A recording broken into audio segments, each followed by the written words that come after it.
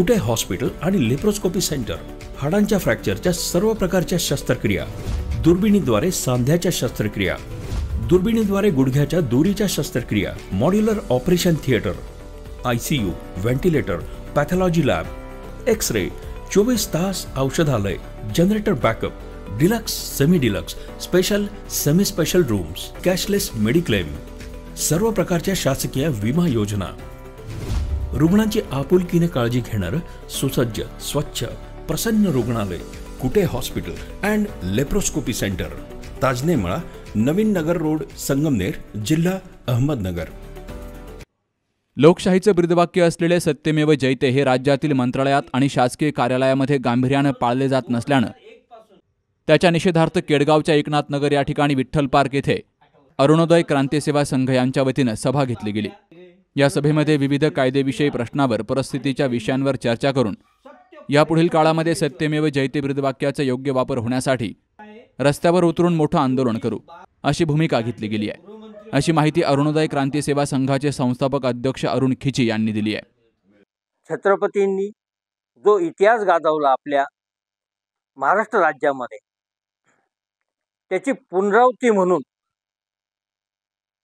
आपल्या लोकशाहीचं जे ब्रीदवाक्य आहे सत्यमेव जयते, परंतु या ब्रीदवाक्याचं गांभीर्य या राज्याच्या मंत्रालयात नाही, न्यायालयात नाही आणि आपल्या अहिल्यानगर जिल्ह्याच्या जिल्हाधिकारी, पोलीस अधीक्षक यांच्या कार्यालयात त्याचं गांभीर्य सुद्धा पाळलं जात नाही।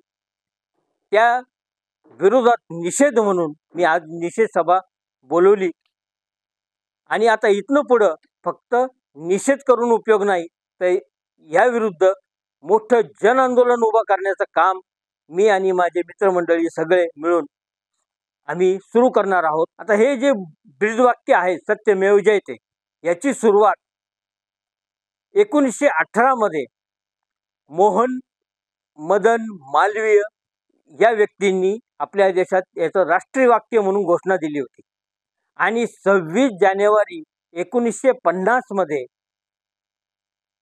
प्रजातंत्र आले आणि त्याच दिवसापासून हे सत्यमेव जयते हे ब्रीदवाक्य आपल्या देशात लागू झालं। कालांतराने या ब्रीदवाक्याचं गांभीर्य हळूहळू कमी होऊन आजची जर परिस्थिती पाहिली तर सत्यमेव जयते ऐवजी अर्थमेव जयते मात्र आजच्या परिस्थितीला शोभून दिसतं। सदर रक्षण आहे, खल निग्रहण आहे, याचा अर्थच कोणाला माहीत नाही। याच्याऐवजी खल रक्षण आहे आणि सद्र निग्रहण आहे असं ब्रीदवाक्य या लोकशाहीला शोभून दिसतं।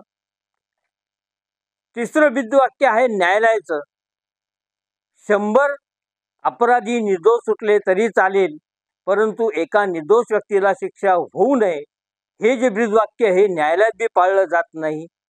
हजारो निर्दोष व्यक्तींना शिक्षा भोगायला मिळते आणि दोषी मात्र गुन्ह्यावर गुन्हे चालूच आहे। आणि आता फक्त चौथा जो स्तंभ आहे लोकशाहीचा तो म्हणजे आपली पत्रकारिता। आता पत्रकार बांधवांनी मात्र हे सत्यमेव जयते हे ब्रीदवाक्य आजही चालवलं आहे। जे घडतंय ते लोकांपर्यंत पोहोचवण्याचं काम हे पत्रकार बांधव करतात। त्यामुळे पत्रकार बांधवांनी या सत्यमेव जयतेचं जे ब्रीद राखलं आणि टिकवलं त्याबद्दल मी सर्व पत्रकार बांधवांना आज मी अभिनंदन करतो त्यांचं आणि आभार व्यक्त करतो। परंतु हे 3 जे आहेत विधायिका, न्यायपालिका आणि कार्यपालिका यांनी मात्र या ब्रीदवाक्याचं धूळधाण केलेली आहे आणि त्या विरोधात आम्ही लवकरात लवकर शासनाला कशी जाग आणता येईल असे प्रयत्न सुरू करणार आहोत। यावेळी दक्षता कमिटीचे नलिनी गायकवाड, शांतता कमिटीचे जंगम देवा, रावसाहेब कांबळे, सुनीता खिची, नैना चालय, दुर्गा सोलीवाल, अक्षय मतकर यांसह नागरिकांची उपस्थिती होती। Shubham Pacharne, C News Marathi, Ahilyanagar. सुनबाई, आजही चहा काल सारखाच बनव। अगं, कोणती नवीन चहापत्ती आणली आहेस का? काय ग, कालच्या चहाचं रहस्य काय आहे? प्रत्येक चांगल्या चहासाठी आवश्यक आहे राजहंस दूध। चहापत्ती तीच, फक्त दूध नवीन। तुम्ही फक्त दूध बदला, राजहंस दूध आणा आणि असा मस्त चहा बनवा।